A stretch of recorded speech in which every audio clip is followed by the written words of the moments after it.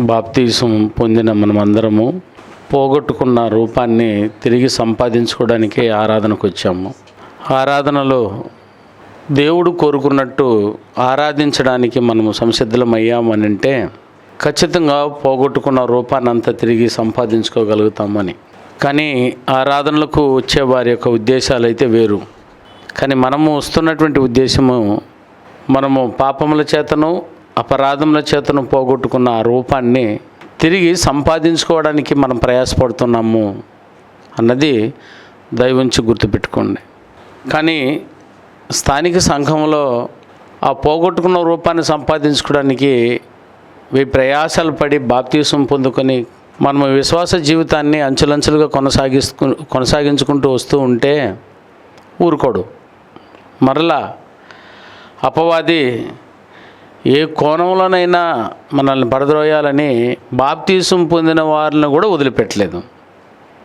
అందుకని సంఘానికి చేరి వచ్చినటువంటి వారు మరలా ఎక్కడ తప్పిపోతారో అని వాళ్ళని బలపరచు నిమిత్తమై ఇదిగో ఉత్తరాల రూపంలో ఆనాడు మొదటి శతాబ్దంలో ఉన్నటువంటి వారు వ్రాసి మనకు నేడున్న సంఘములైన మనకు కూడా అది జాగ్రత్త కలిగించే విధంగా మనం మాట్లాడుతూ ప్రతి మాటను మన జీవితానికి అన్వయించుకుంటున్నాం. ఇదిగో చెప్పబడినటువంటి మాటల్లో సంఘములో 3 రకాల మనుషులు ఉంటారట. అందుకే ఈ పత్రికను రాసి ఆ విషయాన్ని పొందుపరిచాడు యోహాను గారు. 3వ పత్రిక మొత్తము 13 వచనాలైనా 12 వచనాలైనా 14 వచనాలు అయితే 14 వచనాలను 3 భాగాలుగా రాసి చూపించారు. చదవబడినటువంటి లేఖన భాగాన్ని ఒకసారి మనసు పెట్టి వినండి. ఉన్నది 14 వచనమే. మీరందరూ పదే చదువుకోమని మిమ్మల్ని కోరుతూ వస్తానా. ఒక 10 నిమిషాలు అయితే చదివచ్చు దాన్ని. అందులో చదివాము అన్నట్టు చదివేయకుండా అందులో ఖచ్చితంగా వేటిని గురించి మాట్లాడి ఉంది అని అది మనం చదువుతూ రాసుకోవాల్సిన విషయం. అందు విషయంలో చెప్తున్నాను. ఈ యోహాను రాసిన 3వ పత్రికను కూడా 3 భాగాలుగా విభజించి చూపించాము. ఆ 3 భాగంలో ఇప్పుడు మనం ఆలోచిస్తున్నది 3 రకాల మనుషులు. నేను ఆ పాయింట్ మీకు అర్థమవుతుందా? 3 భాగాలు ఉన్నటువంటి పత్రికలో 3 రకాల మనుషులను రాశాడు. మీరు ఎంత సుదీర్ఘంగా లోపలికి దిగుతారో అంత సుదీర్ఘంగా విభజించబడుతూనే ఉంటుంది గ్రంథం. ఉన్నదేమో 14 వచనాలే, కానీ మీరు ఆలోచిస్తే ఎంతో అద్భుతమైనటువంటి సారం మనుషులకు లభ్యమయ్యే అవకాశం ఉంటుంది. ఇందులో మనం చూడగలిగేది ఏనైనా 3 భాగాలు బైబిల్ను విభజించుకుంటే అందులో 3 రకాల మనుషులను చూపించాడు. సంఘంలో ఇట్లాంటి వాళ్ళు ఉంటారు కదనైనా సంఘంలో ఉన్న వారమందరము ఈ 3 కోవలకు చెందినటువంటి వ్యక్తులు నేనేమైనా ఉన్నానేమో, మేమేమైనా ఉన్నామనేమో జాగ్రత్తగా అది పరిశీలించి తెలుసుకొని అటాటి వ్యక్తిత్వం ఒకవేళ నాలో ఉన్నట్లయితే నా ముందున్న తీర్పుని నేను దాటుకోలేను. అందుకని నన్ను వదిలిపెట్టేసేయాలి. నేను ఏదైతే కలిగి ఉండలేదో దాన్ని కలిగి ఉండాలి అన్నటువంటి తాపత్రయాన్ని పుట్టించేదే ప్రసంగం. అందులో మనము నెలలుగా ఈ పత్రికను గురించి ఆలోచిస్తున్నాం. ఎంతో గుణపాఠం నేర్పించేది. అవి జీవం కలిగిన మాటలు. ఒక వ్యక్తిని మారాలనుకుంటున్న వాడిని అపురూపంగా పైకి తీసుకెళ్ళిపోగలుగుతుంది ఆ మాటలు. చెడిపోవాలనుకున్న వాడికి అద్భుతంగా పాతాళలోకానికి దిగిపోయేంత వరకు చూపించగలదు. అంత రసవత్తరంగా ఉన్నటువంటి మాటలు. అది ఎటాటి మాటలంట మొదటి పత్రిక 1వ అధ్యాయం 1వ వచనంలో చెప్పాడు యోహాను గారు రాస్తూ. మొదటి పత్రిక 1వ అధ్యాయం 3వ పత్రిక కాదు, మొదటి పత్రిక 1వ అధ్యాయము 1వ వచనం. అందులో చెప్పబడుతున్నటువంటి మాటను ఒక్కసారి చూడండి. జీవవాక్యమును గూర్చినది ఆదియందు ఏదైతే ఉండిందో, చూసారైనా మాటలు, ఆదియందు ఏదైతే ఉండినో మేమేదైతే వింటిమో, మేమంటే అపోస్తులము, ఆదియందు ఉన్న ఆయన దగ్గర మేమేదైతే మొట్టమొదటిగా వింటిమో, వినిందే కాదు కన్నులారా మేము ఏదైతే చూసిమో, ఏది నిదానించి, చూసింది కూడా కాదు, ఏది నిదానించి కనుగొంటిమో, అంతే కూడా కాదు, అస్సలు సాక్ష్యం ఏదనంటే మా చేతులు ఏదైతే తాకి చూసిందో అదే మీకు తెలియజేస్తున్నామో. చూసానైనా ఏమా, ఒకసారి ఆలోచన చేయండి. ఈ పత్రిక ఎంత రసవత్రంగా ఉందో. ఈ పత్రికలో ఉన్నటువంటి సందర్భము ఆషామాషిగా లేదు కదా నైనా. మేము ఏదైతే ఆదియందు చూసామో, ఆదియందు ఏదైతే మేము విన్నామో, ఆదియందు ఏదైతే మేము తాకి మేము పరిశీలించామో వాటిని మేము మీకు తెలియజేస్తున్నామో. అవి 3 భాగాలుగా ఉన్నాయి. అవి 3 రకాల మనుషుల్ని సూచిస్తూ ఉన్నాయి అని 3 పత్రికలు రాశాడు. 3 3 3 అంటూ. అర్థమవుతుందనైనా. సో అందులో రాసినటువంటి ఆ సందర్భాన్ని ఒకసారి మనం చూడగలిగితే, ఆదియందు దేవుడు ఏదైతే మనుషులు తన దగ్గరకు తిరిగి రావాలనుకుని చెప్పాడో వాటిని చూసి తాకి రాసినటువంటి మాటలు. అందుకే ఏ ఒక్కటి మనం తీసివేయకూడదు ఇందులో. అందులో ఈ 3 భాగాలను మనం పరిశీలిస్తూ అందులో 3 రకాల మనుషులను తెలియజేసినటువంటి సందర్భాన్ని చూద్దాం. అందులో నెంబర్ 1, మొదటిది మనం లేఖనాల ప్రకారంగా మనం ఆలోచిస్తున్న పాఠం ఏదైనా దెయోత్రఫేని చూసాము, చెడ్డవాణిని ఒకరిని చూసాము. అందులో ఇప్పుడు 12వ వచనంలో ఎవరిని చూపించాడు? చదివిన లేఖన భాగంలో ఎవరైనా దెమోత్రి. ఈ దెమోత్రి అనేటువంటి వ్యక్తి ఎవరు? ఇతను గూర్చి ఇందులో ఎందుకు పొందుపరచాల్సి వచ్చింది? 3 వ్యక్తులను గూర్చి తెలియజేశాడు. మొదటి ఆ వచనంలోనే ఆయన మాట్లాడుతూ ఏమన్నాడు చూడండి. 3వ పత్రిక 1వ వచనంలో ఎవరో ఉన్నారట. ఆయన పేరు ఏంటైనా గాయను. ఇక 9వ వచనంలో దెయోత్రఫే. చూడు, వ్యక్తుల పేరు చెప్తున్నాడు. మొదటిదేమో గాయను, 2వ వ్యక్తి ఏమో దెయోత్రఫే, 3వ వ్యక్తి పేరేమో దేమోత్రియం. అంటే 3 వ్యక్తులను గురించి మాట్లాడుతున్నాడు. అంటే 3 రకాల మనుషులు ఉన్నారట. 3 రకాల మనుషులు ఆ గ్రంథంలో మనకెందుకు తెలియజేయాలనుకుంటున్నాడు? ఆ సంఘంలోనే 3 రకాల మనుషులు ఉంటే 3 ఫ్లోర్లో కూర్చున్న వాళ్ళు అదేంటో మరి 3 కలిసి వచ్చేస్తుంది మనకి. 3 ఫ్లోర్లో కూర్చున్న వారిలో 3 రకాల మనుషులు ఉన్నారు. ఒకరేమో ప్రేమగా ఉన్నారు, ఒకరేమో కోపంగా ఉన్నారు, ఏమైనా ఒకరేమో మౌనంగా బాధలో ఉన్నారు, చిరటి రకరకాలు ఉన్నారు. చూసారా? అలాగూ సంఘములో ఉన్నటువంటి క్యారెక్టర్లో 3 రకాల క్యారెక్టర్ని ఇక్కడ 3 వ్యక్తుల ద్వారా చూపించడం జరిగింది. మరి ఇట్లాంటి వారు మన సంఘంలో కూడా ఉన్నారంటే ఖచ్చితంగా ఉండే తీరుతారు, సంఘం కదా. అలా ఉన్నటువంటి వ్యక్తులను ఎలా మార్చుకోవాలి, వాళ్ళు ఎట్టుంటారు, వారు ఏ విధంగా ఉంటారు, అది చూపడానికి ఈ ఉత్తరంలో మనము ఆల్రెడీ దెయోత్రఫేని గురించి మనం విన్నాము. గాయను గురించి, దెమోత్రి గురించి మనం వినాలి.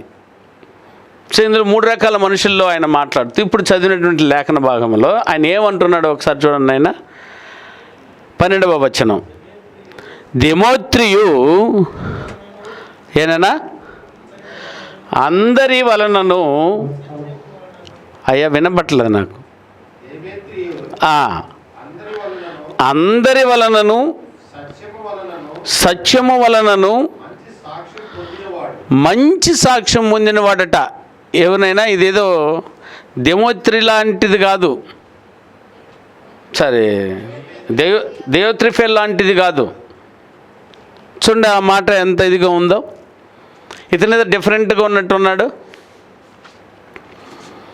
అంటే దీన్ని బట్టి చూస్తే మీకు ఒక చిన్న డౌట్ వచ్చేయవచ్చు, ఎవరు ఈయన మరి? ఏమా అదేనైనా ఈ దెమోత్రియు ఎవరు? ఇంకెక్కడన్నా చూసారా ఈ పేరుని? ఎక్కడ చూసారట? ఎక్కడ చూసారమ్మా? అపోస్తల కార్యములు 19వ అధ్యాయము 24వ వచనంలో ఉంది, 38వ వచనంలో కూడా ఉంది. అరేనా ఏమని ఉందమ్మా? ఒకసారి చదివితే తెలిసిపోద్ది. 19వ అధ్యాయం 24వ వచనం.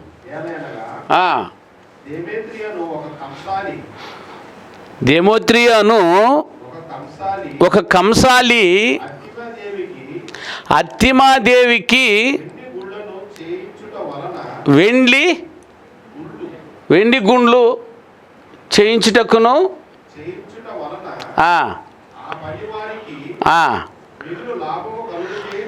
మిగులు లాభము కలగజేయుచుండెను. ఇప్పుడు 38వ వచనం చదువు బ్రదర్. అదే 19వ అధ్యాయమే 38వ వచనంలో చూడు. అతనితో కూడానున్న ఎవని మీదనైనను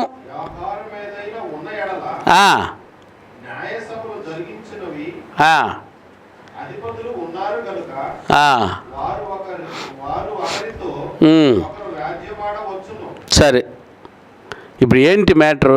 వీళ్ళెవరు? ఆయనేనా? ఈయన ఆయననా? ఏమా పేరు ఉందని కదా వెతికేసకూడదు. అందుకని మీరు సందేహపడతారు, డౌట్ పడి మళ్ళీ మీరు మోసపోతారని నేను అది చెప్పాల్సి వచ్చింది.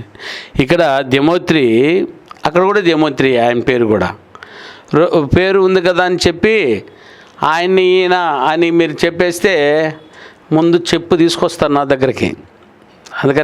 అందుకని మీరు ఈ పేరు ఉంది కదా అని ఒకవేళ మీరు వాడేస్తారేమో, మీరు జాగ్రత్త పడండి. ఈయన కాదు, ఆయన కాదు. ఎట్టసారి చెప్తారు, పేరు మాత్రం బాగా ఒక్కలాగా ఉంది కదా అని ఒకవేళ మీరు అనుకోవచ్చు. ఆయన ఎవరెట్నైనా ఆయన ఉద్యోగం ఏంటిమా? కంసాలి అంటే ఏందో విగ్రహాలు చేసేవాడు. వెరీ గుడ్, విగ్రహారాధికుడు అని చెప్పొచ్చు. ఒక భయంకరమైన విగ్రహారాధికుడు అతను. మరి ఈయనెవరినైనా? ఈ దెమోత్రి ఎవరు? మన యోహాను రాసిన పత్రికలు చూస్తున్నా. ఈ దెమోత్రి ఎవరు? ఏనైనా సంఘములోనే ఒక మంచి సాక్ష్యమును పొందినటువంటి గొప్ప వ్యక్తి. చూడండి, ఈ 3 రకాల మనుషుల గురించి ఆయన రాస్తూ అందులో పొందుపరిచినటువంటి విషయాలలో ఫస్ట్ భాగంలో ఉన్న వ్యక్తిని, 2వ భాగంలో ఉన్న వ్యక్తిని, 3వ భాగంలో ఉన్న వ్యక్తిని పరీక్షించాలి. మొదటి భాగంలో ఉన్న వ్యక్తిని పరీక్షిద్దాం. 3 రకాల మనుషులను 3 రకాలుగా విభజించి చెప్పినటువంటి సందర్భాల్లో నెంబర్ 1 ఈయన గాయను గురించి మాట్లాడినటువంటి సందర్భం. గాయని ఎవరు? ఇతనికి సంఘములో ఏ పని ఇవ్వబడింది? ఎటాటి క్యారెక్టర్ కలిగిన వ్యక్తి ఇతను గురించి తెలుసుకున్నట్లయితే, ఒకవేళ ఇలాంటి వ్యక్తులు మీరు ఉన్నారంటే మీకు జోహార్లు. వెరీ గుడ్, చాలా మంచిది. అలాగే మీరు తయారవ్వండి.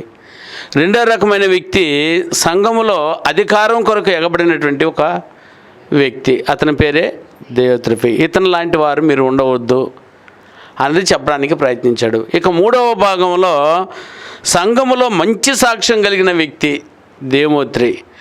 ఇతను గొప్ప గుణలక్షణాలను కలిగినట్టు కనబడుతుంది. 3 రకాల మనుషులు. ఇంకెవరైనా ఉన్నారైనా? మీరు వెతికితే ఇంకెవరైనా 3వ వ్యక్తి, 4వ వ్యక్తి కనబడేవాళ్ళు ఉంది అందులో? లేదో.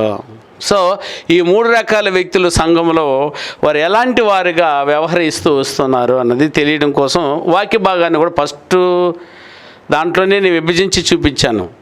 ఏదైనా 3 భాగాలుగా వాక్యాన్ని ఎలా విభజించుకోవాలో ఏదైనా ఒక అధ్యాయమే అది. అందులో 1వ వచనం నుంచి 8వ వచనం వరకు ఒక భాగం, అది గాయను గురించి మాట్లాడినటువంటి సందర్భం. అంటే మనకి నేటి పాఠం ద్వారా మనకు తెలియజేయాల్సిన విషయంలో మొదటి భాగంలో ఉన్నటువంటి వ్యక్తికి సంబంధించిన మాట. ఇక 2వ భాగంకు సంబంధించిన మాట అదే 3 యోహాను 9 నుంచి 10వ వచనం వరకు ఉన్నటువంటి సందర్భాన్ని మనం చూడగలిగితే దెయోత్రెఫీని గురించి మాట్లాడినటువంటి సందర్భం. ఇక 3వది వచ్చేసి ఏనైనా 12వ వచనం నుంచి 14వ వచనం వరకు మీరు చూడగలిగితే 3వ రకమైనటువంటి వ్యక్తి అయినటువంటి దేమోతుని గురించి మాట్లాడబడింది. ఇలాగూ ఆ అధ్యాయంలో వచనాలను విభజించేసి ఇంకా ఎంత కోణాల్లో మీరు ఆలోచించవచ్చో అన్ని కోణాలను మీరు ఆలోచించవచ్చు.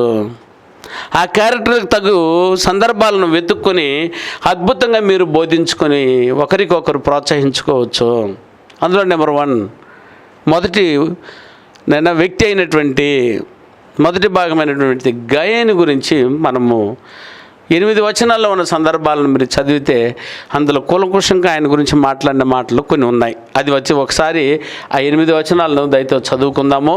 చదువుకొని ఏం చెప్పబడుతుంది, అతను ఎవరు, అతని క్యారెక్టర్ ఏంటో, అతని గుణలక్షణాలను ఒక్కసారి పరిశీలిస్తే మనం కూడా అటువంటి వారం అవ్వడానికి ఇష్టపడదాం. సో చూద్దాం నాయన.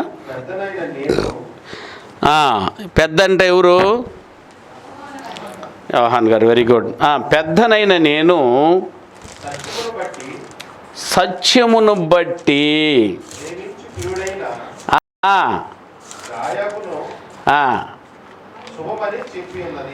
శుభమని చెప్పి వ్రాయునది. ప్రియుడా, ఎవరైనా గుర్తుపెట్టుకుంటూ చదవాలి. ఈ 8 వచనాలు ఆయనవే.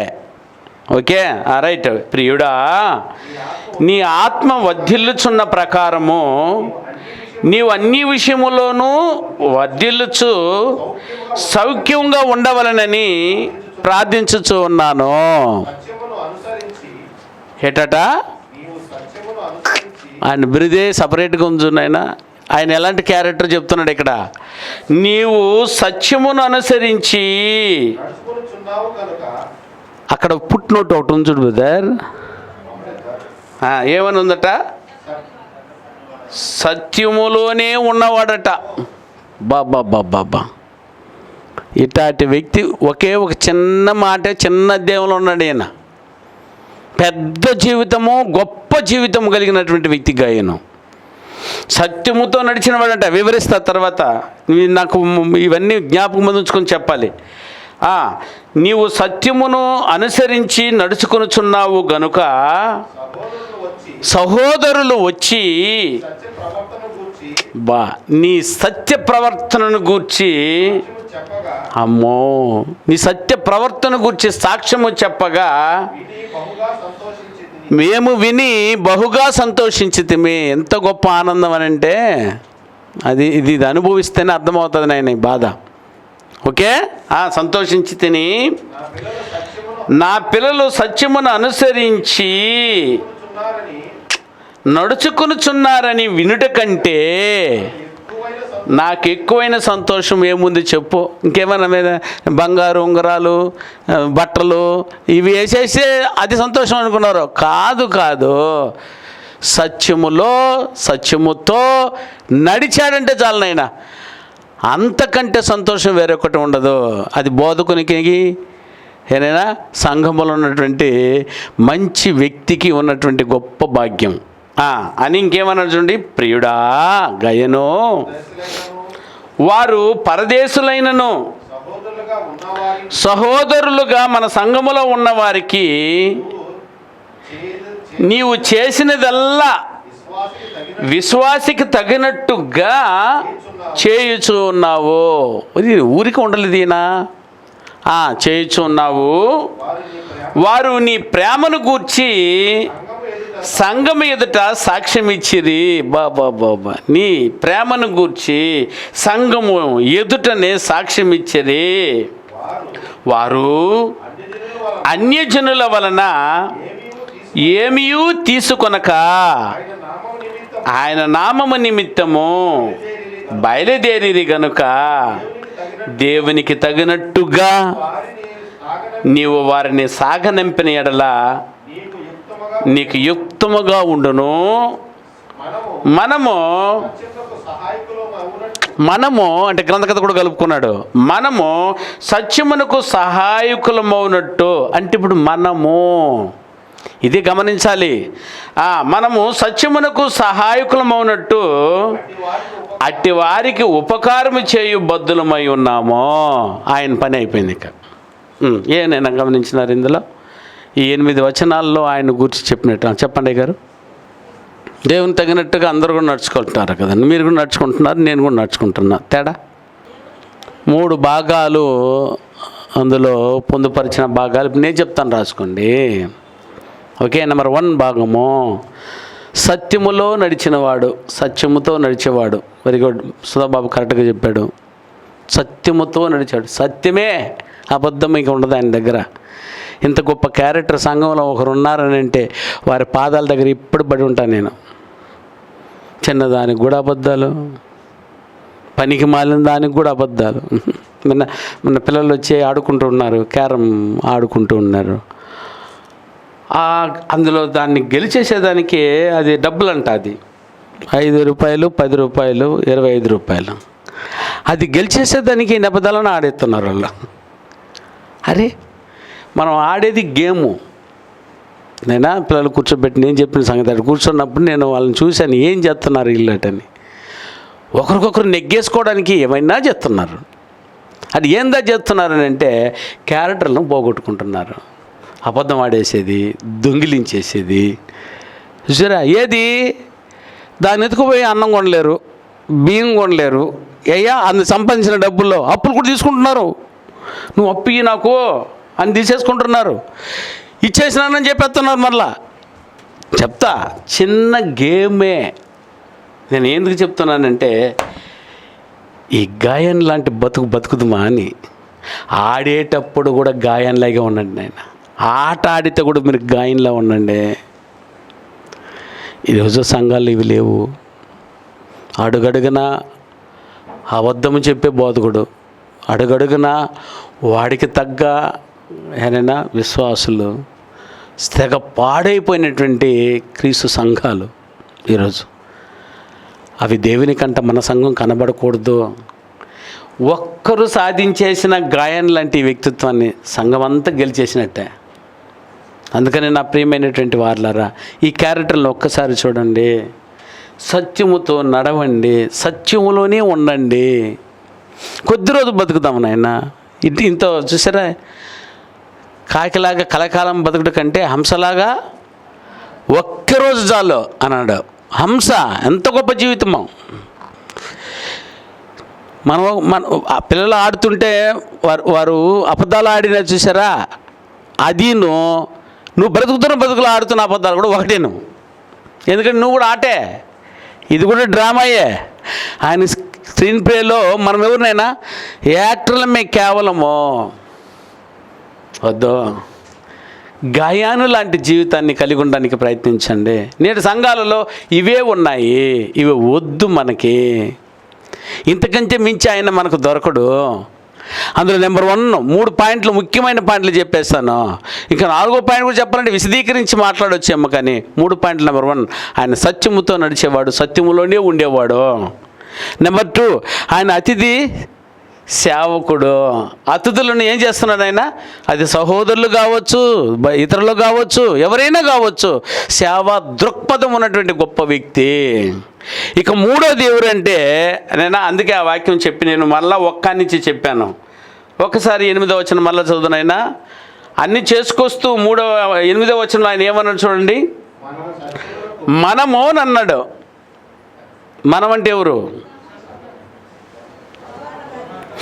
ఈ పైన చెప్పిన వాటిలన్నీ ఎవరైనా సత్యముతో నడిచినవాడు, as a believer, as a విశ్వాసిగా కనబడ్డాడు అక్కడ. రెండవది ఏందైనా, రెండవది అతిథులకు సేవ, యాజ్ ఎ బిలీవర్గానే కనబడ్డాడు, సేవ చేస్తున్నాడు, హెల్ప్ చేస్తున్నాడు, అతిథికి సహాయం చేస్తూ ఉన్నాడు. 3వ భాగానికి వచ్చేటప్పుడు ఆయన మాట్లాడుతున్న మాటలు ఇప్పుడు ఏం కనబడింది మీకు? ఏదైనా ఇంకొంచెం ఉపకార్యా చెప్పేసావు కదమ్మా. మనము అంటే ఎవరితో కలుపుకుంటున్నారు? బోధకుడు అంటే ఓ మంచి సేవకుడుగా మారిపోయాడు ఇప్పుడు ఆయన. నా పాయింట్ మీకు అర్థమైంది అయినా? ఆయన విశ్వాసికి విశ్వాసి, అర్థమవుతుందా? సత్క్రియలు చేయటంలో గొప్ప వ్యక్తి. అంతేకాకుండా ఆయన బోధకులతో కలిసిన బోధకుడుగా పనిచేస్తూ ఉన్నాడు. ఇటాటి వ్యక్తి. ఇది కూడా 3 భాగాలుగా ఉంది. 3 పెట్టుకొని రాసినట్టున్నాను నేను ఈ 3వ పత్రికని. చూడు ఎంత అద్భుతంగా ఉంది ఈ మాట చదువుతుంటే. ఆయన మనము సత్యమునకు సహాయకులము అవునట్టు, అంటే జత పనివారం అవునట్లు అని ఉంది చూడు కింద పుట్టినోట్లో ఉందా? సేవకుడు అని అర్థము. ఇప్పుడు సేవకుడుగా ఉన్నాడు. పైన 2 భాగాలలో విశ్వాసులకు విశ్వాసులుగా కనిపెడుతున్నాడు. సంఘములో ఉన్నటువంటి నా సోదరులు ఎలాగో మీరు రూపుదిద్దుకుంటున్నారా? 3 భాగాలుగా మీరు రూపుదిద్దుకుంటున్నారా? అదిగోనైనా ఒక గాయాన్ని మీరు కలలు కనండి. మనం చచ్చిపోయేలోపు ఒక గాయంలాగా మారుదాము నాయనా. ఆయన కోరుకున్నట్టు సత్యంలో నడుగుదాము, సత్యముతోనే బతుకుదాము. ఈ లోకానికి అది తగదు, ఈ లోకంలో బ్రతకడానికి ఇది ఉపయోగపడదు. కానీ దేవుని కొరకు బ్రతకడానికి లోకంలో బ్రతుక అక్కడ సెల్లదు. ఇప్పుడు చెప్పినైనా ఇక్కడ ఏదైనా నిమిత్త మాత్రం బ్రతికిపోయేది, అల్పకాలం బ్రతికిపోయేదానికి అబద్ధాలు ఆడేద్దామా? అదిగో కొంచెంసేపు ఆ గేమ్కి ఏదైనా కొంచెంసేపు ఆ గేమ్కి క్యారెక్టర్ని పోగొట్టుకుందామా? నువ్వు ఆడితే ఇంకా క్యారెక్టర్ నిలబడాలి. మంచి ఆటగాడంటే ఎవరు తెలుసా? న్యాయంగా ఆడేవాడు, న్యాయంగా గెలిచేవాడు. నా ప్రియమైన సోదరా, మనుషులు మెచ్చుకోవడానికి మాత్రం ఎంతసేపు నటిస్తాం చెప్పునైనా, కానీ దేవుడు మెచ్చుకోవడానికి బ్రతికితే మాత్రమో లైఫ్ సాల్దు. దేవుడు మెచ్చుకోవాలి మనల్ని. మనం చేస్తున్న పనిని ఇతరులు మెచ్చుకోవాలని చేసినామంటే అది 2-3 రోజులే మెచ్చుకుంటాడు, తర్వాత నిన్ను ద్వేషిస్తాడు. గొప్పవాడు అంటారు, మళ్ళీ వదిలేస్తారు. కానీ ఒక్కసారి దేవుడు గొప్పవాడు, నా బిడ్డ గాయను అని అనేసుకున్నాడని అంటే సత్యంత వరకు అతన్ని వదలడం. ఇప్పుడు చెప్పిన అటాట ఆయన ఎదుట నిలవాలన్న మనం యథార్థంగా ఇదిగో మనుషులు ఇస్తే మాట్లాడతారు, లేకపోతే దూషిస్తారు. ఇటాటి వారితో మనం నిరూపించుకోవాలన్నా వచ్చారా? అందుకని నా ప్రియమైనటువంటి స్థానిక సంఘంలో ఉన్నటువంటి వ్యక్తులారా, దయచేసి గాయన్ లాంటి క్యారెక్టర్ని 8 వచనాల్లో చదువుకొని కంటత చేయండి. ఇలాంటి వ్యక్తిత్వాన్ని మనం కలిగి ఉందామని ఆశపడండి. ఆయన క్యారెక్టర్ చదువుతుంటే ఆనందంలో ఉప్పొంగిపోయేటట్టు కనిపిస్తుంది. అందుకే ఆ 3 భాగాలను కలిపి ఆయన ఆత్మీయ స్థితిని ఏమని రాశారు తెలుసునైనా? అందులో ఏమేమి కనపడతాయి, ఆయన ఆత్మీయతలు ఏమేమి కనబడతాయని చెప్తారు. ఏమేమి ఉందని చెప్పారు ఇంతకు మునుపు మీరు? ఇప్పుడు నేను 3 క్యారెక్టర్ చెప్పేశా. ఒకటి సత్యంలో నడిచేవాడు, 2వది అతిథి సేవకుడు, 3వది ఎవరినైనా దేవుని సేవకులకు ఏనైనా ఆదరించేవాడుగా, దేవుని సేవకులతో కలిసి ఉండేవాడిగా కనబడుతున్నాడు, జత పనివాడిగా కనబడుతున్నాడు. వీటిని బట్టి ఆయన వ్యక్తిత్వం ఏమని చెప్పగలుగుతారు? ఆయన వ్యక్తిత్వం ఏమేమి ఉందని చెప్పగలుగుతారు? ఈ 3ని బట్టి ఆ వ్యక్తిత్వంలో ఆయనకి ఏముందని చెప్పగలుగుతారు? నెంబర్ 1 ఏమనంటే ఆయనలో ప్రేమ ఉందని కనబడుతుంది. ఎవరు చెప్పారు? అది ఇక్కడ వస్తుంది. ఆయన ప్రేమ ఉందని కనబడుతుంది. 2వది సేవాగుణం కనబడుతుంది. 3వది విశ్వాసం కనబడుతుంది. ఈ 3 కలిపి ఆయన అభివృద్ధి పొందుతున్నాడు సంఘములో అన్న విషయం అర్థమవుతుంది. ఇది ఆయన క్యారెక్టరు. మనము కూడా అలాగుందుమా? అసలు విశ్వాసం ఉందా? ప్రేమ ఉందా? సేవాగుణం మనలో ఉందా? ఈ 3 క్యారెక్టర్ మీలో ఉందనంటే ఏనైనా మీరు గాయన్లు, ఆ గొప్ప వ్యక్తి, ఆ మహానుభావుడు ఆయన బ్రతికిన రోజుల్లో మనం బ్రతికుంటే బాగుండు. ఇదిగో ఈరోజు అలాంటి గాయన్ లాంటి వ్యక్తి ఒకవేళ సంఘంలో నీకు తాటస్థ పడితే, మీ ఎదురు అతను ఉంటే అతన్ని గడ్డం పట్టుకొని బతకండి. అతని దగ్గర అతనితో కలిసి భోంచేయండి, బాగుంటుంది. అతనితో కలిసి నడవండి, బాగుంటుంది. ఏదైనా అతనితో కలిసి కాసేపు మాట్లాడిపోండి, బాగుంటుంది. అలాంటి వ్యక్తే కదా మనకు కావాల్సింది. మాత్రం నటించేటువంటి వారు వద్దు. కనుక చచ్చిపోయేలోపు ఒక గాయన్లాగా ఉండడానికి ట్రై చేయండి. ఇది కష్టమేను, కానీ ట్రై చేయండి. గాయాన్ని సాధించింది మనం ఎందుకు సాధించలేమో? నైనా వాళ్ళకి వీళ్ళకి ఉందామనుకుంటే దానికి సమయం సరిపోదు. మనకిచ్చిన సమయంలో మనకలా బ్రతికి చూపించడానికి అద్భుతమైనటువంటి అవకాశం ఇది. నువ్వు నడిచిపోతూ ఉంటే నిన్ను ఖచ్చితంగా కొనియాడబడతావు. నువ్వు చూడు ఎంత అద్భుతంగా ఉందో. ఆయన క్యారెక్టర్ని చూసావా? ఈ 3 పనుల ద్వారా ఆయన క్యారెక్టర్ ఏదో చెప్పబోస్తుంది. ప్రేమ, సేవాగుణం, విశ్వాసంతో అభివృద్ధి పొందుతున్నాడు ఈయన. ఇది మొదటి భాగంలో గాయనకున్నటువంటి గొప్ప గుణ లక్షణాలు.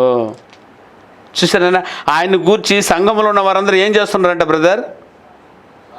6వ వచనం, వారు నీ ప్రేమను గూర్చి, చూసారా బాబా, నీ ప్రేమను గురించి సంఘం ఎదుట సాక్ష్యం ఇచ్చిరి. చూసారా? సంఘం ఎదుట వచ్చి సాక్ష్యం ఇవ్వాలా నిన్ను గురించి. సంఘస్థులు నీ గురించి నువ్వు చెప్పుకునేది సాక్ష్యం. మన వాళ్ళది దుర్మార్గపు సాక్ష్యాలు.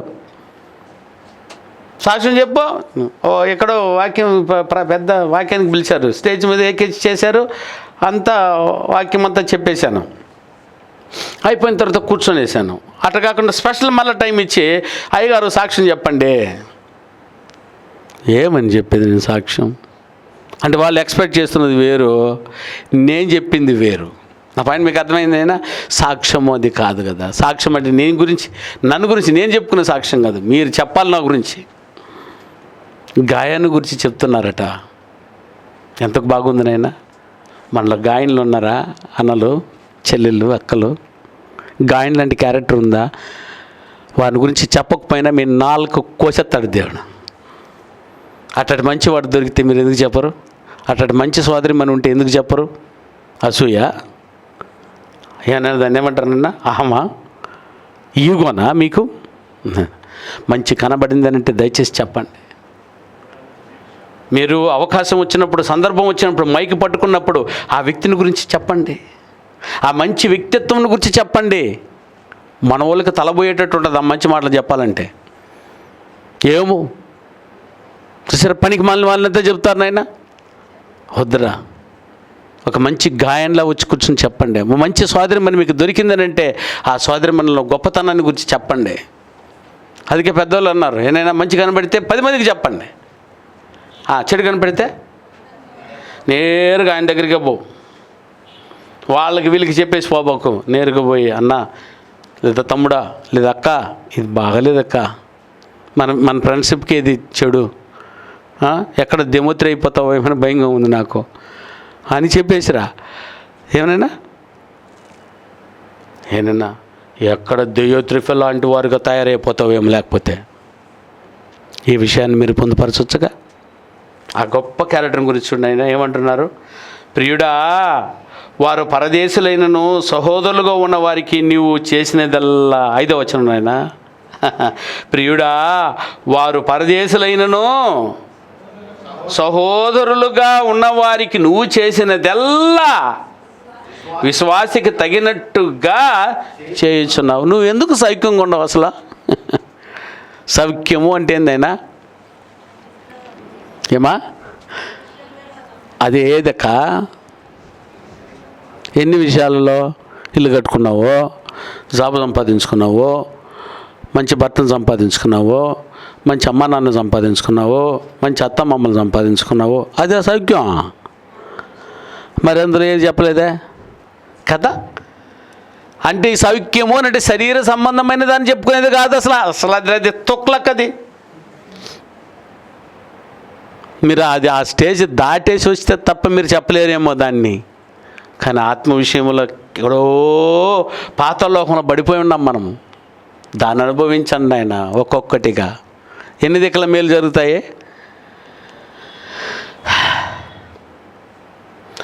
ఆత్మ సంబంధమైన మేలు ఎన్ని దిక్కలు జరుగుతాయి? శరీర సంబంధం మేలు అయితే ఒకే ఒక దిక్కడ పనికి మళ్ళీ ఈ దేహంలో ఉన్నంత వరకే జరుగుతుంది. అదేదో నువ్వు మేలు అనుకుంటున్నావు. కానీ ఆత్మ సంబంధమైన మేలు ఎక్కడెక్కడ జరుగుతాయండి ఆయన? భూమి మీద బ్రతికున్నప్పుడు సంఘంలో ఉంటావు, అది మేలు. రెండవది చస్తాము, చచ్చేటప్పుడు కూడా మేలే. ఏ రకమైన సావు? నీతికరమైన మరణం. చచ్చిన తర్వాత ఎక్కడికి వెళ్తావు? అక్కడ కూడా నీకు మేలే జరగాలి. ఆ తర్వాత మళ్ళా యేసు ప్రభు వచ్చినప్పుడు ఏమి చేయబోతావు?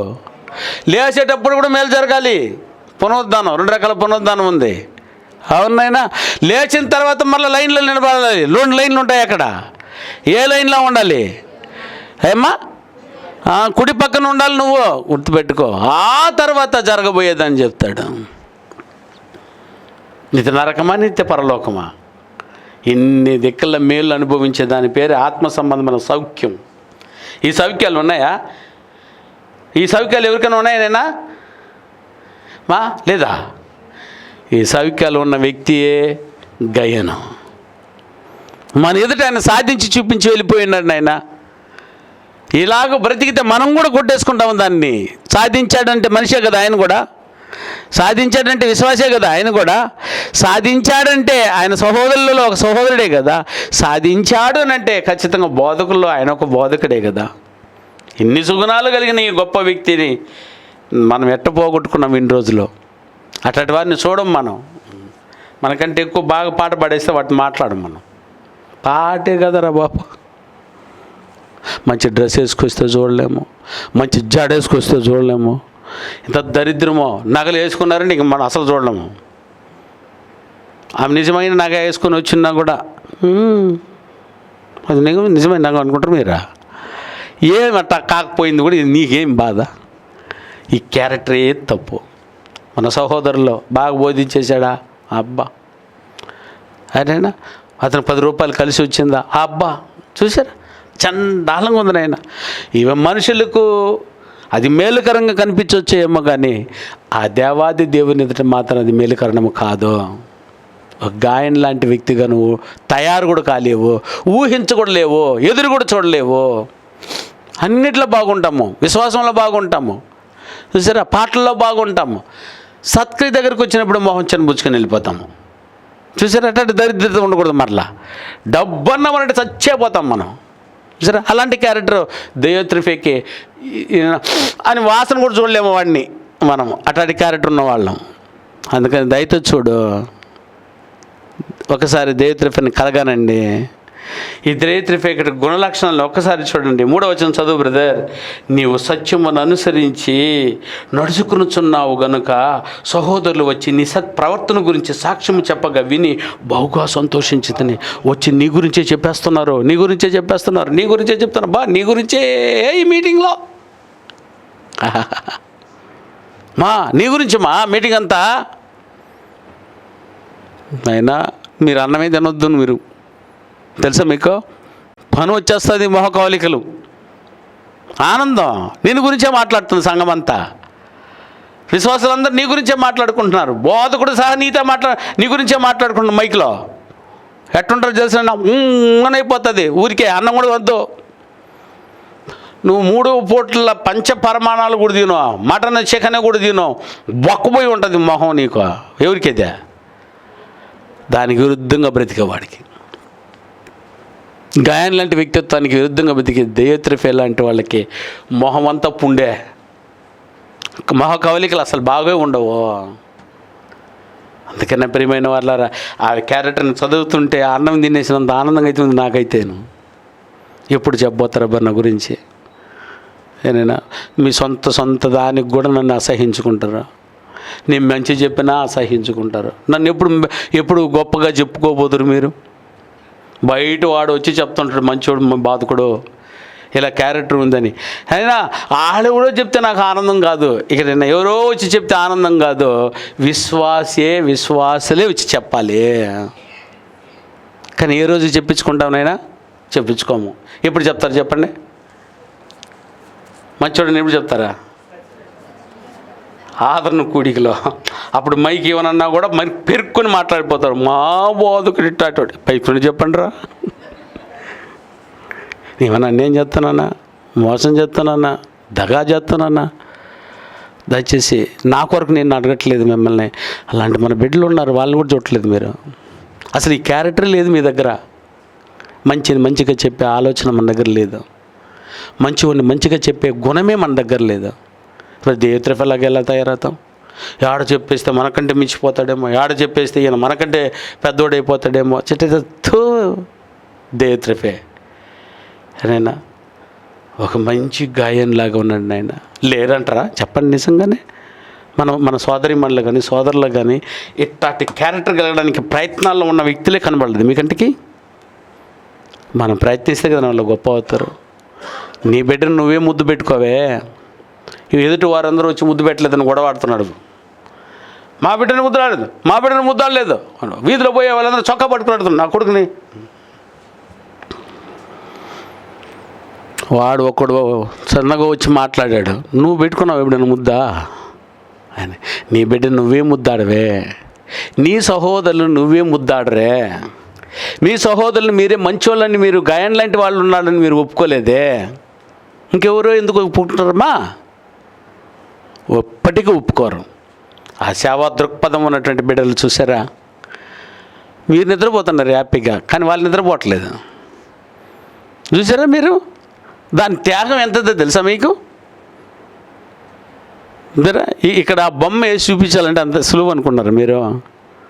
వాటిని సేకరించి వాటిని సెట్ చేసి తీసుకొచ్చి చూపించడానికి వాటిని నిద్రపోకూడదు. ఇంత త్యాగం తీసుకొచ్చాను, ఒక్కరోజు ఆయన బాగా చేసేవరా అని అనరు. పోయారంటే మళ్ళీ ఇంటికి వచ్చేది 2కో 3కో. వాడిని ఏ రోజు మంచి చూడలేదు మీరు. ఆ పాయింట్ మీకు అర్థమవుతున్నాయినా? ఇంకెప్పుడైనా చెప్పడానికి ఉన్నారు మీరు? అసలు ఆదరణ గుడికి లేదండి మీరు చెప్పేది. వచ్చి ఆదరణ గుడి చెప్పకపోయినా చెప్తారు అక్కడ. వద్దమ్మా, గాయన్ లాంటి వాడిని గుర్చిపోయి సంఘంలో అంటారు. చెప్పండి, చెప్పారా లేదా బ్రదర్? ఎక్కడ చెప్పారు చూడండి. ఏనైనా నీవు సత్యమును అనుసరించి నడుచుకొనుచున్నావు గనుక సహోదరులు వచ్చి నీ సత్ప్రవర్తనను గూర్చి సాక్ష్యము చెప్పగా విని బహు సంతోషించి తిని, నా పిల్లలు సత్యమును అనుసరించి నడుచుకొనుచున్నారని వింట కంటే నాకు ఎక్కువైన సంతోషం ఏమీ లేదు. జరా చెప్పండి, చెప్పుకోండి. అలా చెప్పుకుంటే నన్ను కూడా చెప్పుకోవాలి అని ముందుకు రావాలి. అందుకు మీ కవర్లు చదవడం. మనం కవర్లు చదువుతుంటే కొంతమందికి బాధలు అయిపోతా ఉంది. ఇదేంది బోరు ఊదుతున్నాడు? బోరు కాదు నేను ఊదేది, గాయాన్ని ఊదుతున్నా. గాయం లాంటి వాళ్ళు అవ్వాలని ఊదుతున్నా. కానీ చాలామందికి ఇది అర్థం కాలా. నా ప్రియమైన వాళ్ళరా, ఆ సిచ్యువేషన్ మీ జీవితానికి వచ్చినప్పుడు దొరకదరా అది. ఇక్కడ చెప్పేవాడు ఎవరు ఉండరు, నేను పొగిడేవారు అస్సలు ఉండరు. అందుకే దయతో ఇది ఉపయోగించుకోండి. ఇది మంచి తరుణము. ఎదగండి. ప్రతి ఒక్కరూ సత్ప్రవర్తనతో అలంకరించబడినటువంటి గాయం లాంటి వ్యక్తులుగా మీరు కనబడండి. దేవుని దృష్టిలో మిగులు ఆనందం అవుతుంది. అతను చేసింది ఇక్కడి కోసం కాదు, అతను చేస్తుంది అక్కడి కోసం. అందుకే ఎన్ని అవమానాలన్నా పక్కన పెట్టేసి ఉంటాడు గాయను. నడుచుకుంటూ పోతున్నాడు నేరుగా. అది రాకపోని, అది రాకపోని ఇదే రాని, కానీ ఆయన చేయాలనుకున్న దాన్ని కడ వరకు చేసి వెళ్ళాడు. కాబట్టి ఈరోజు అతని గురించి మనం మాట్లాడుకుంటున్నాము. ఇది రెండో రకమైన వ్యక్తి చూడు, నిలబడిపోయాడు అట్లే. అయినా ఈ రెండవ క్యారెక్టర్ ఏదైనా ఎక్కడి నుంచి అంటే 9వ వచనం నుంచి 10వ వచనం వరకు చదివితే రెండవ క్యారెక్టర్ బయటపడుతుంది. సంఘంలో వారు ఉన్నారు. మొదటి క్యారెక్టర్ మంచి సేవకుడు. నేను ఒక్క మొక్కలో చెప్పాలంటే ఆయన మంచి సేవకుడు.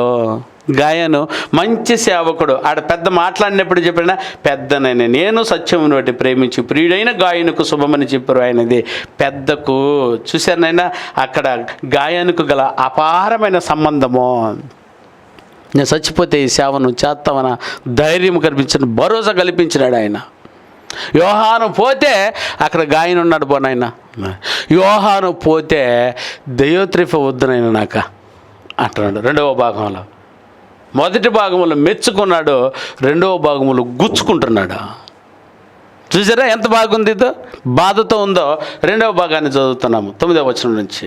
ఏమంటున్నాడు చూడైనా, నేను సంఘమునకు ఒక సంగతి వ్రాసి తినే, అయితే వారిలో ప్రధానత్వము కోరుచున్న దయోత్రిఫే మమ్మును అంగీకరించట్లేదు. చూసారా, ఈయనేమో అంగీకరిస్తున్నాడు, ఈయనేమో అంగీకరించట్లేదు.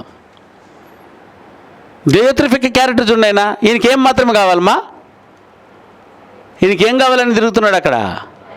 ప్రధానత్వమే కావాలి. ఇతనిలో ఉన్నట్టు గుణలక్షణం ఇది. ఇతను గురించి 3 ముక్కలు ఏమని చెప్పగలుగుతారా? ఇట్లాగే ఆయన గుణ లక్షణాలు 3 భాగాలు చదివేసి చెప్తామా? చదువుతాం చూడండి. 10వ వచనం. వాడు మమ్మను గూర్చి చెడ్డ మాటలు, నేను చదివేస్తాను బ్రదర్. వాడు మమ్మను గూర్చి చెడ్డ మాటలు వదరచు, అది చాలునట్టుగా సహోదరులను తానే చేర్చుకొనక వారిని చేర్చుకున్న మనసు గల వారిని కూడా ఆటంకపరచచ్చు సంఘం నుండి వారిని వెలివేయుచున్నాడు. సరే, అందుచేత నేను వచ్చినప్పుడు వాడు చేయుచున్న క్రియలను జ్ఞాపకం చేసుకుందును. ఏయా ఇతని క్యారెక్టర్లో ఉన్నటువంటి 3 భాగాలు ఏమని చెప్పగలుగుతారు ఇతని గురించి? మొదటి భాగం ఏనా? మొదటి భాగాన్ని చెప్పండి. రెండవ భాగం చెప్తున్నా. అది మొదటి ఆ గుణమే మంచిది కాదు. నిన్ను వెతుక్కొని రావాలి పదవ దగ్గరకు నువ్వు పోకూడదు.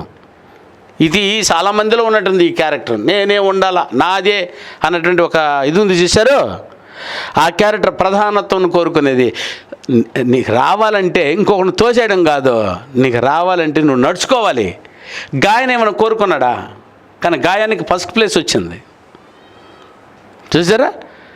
గాయానికి మొదటి ప్లేస్ రావడానికి గల కారణం ఏంటంటే ఆయన ప్రధానత్వాన్ని కోరుకున్నాడో లేదు. ఆయన ప్రధానత్వాన్ని కోరుకున్న వాడికి ప్రధానత్వం లేదు.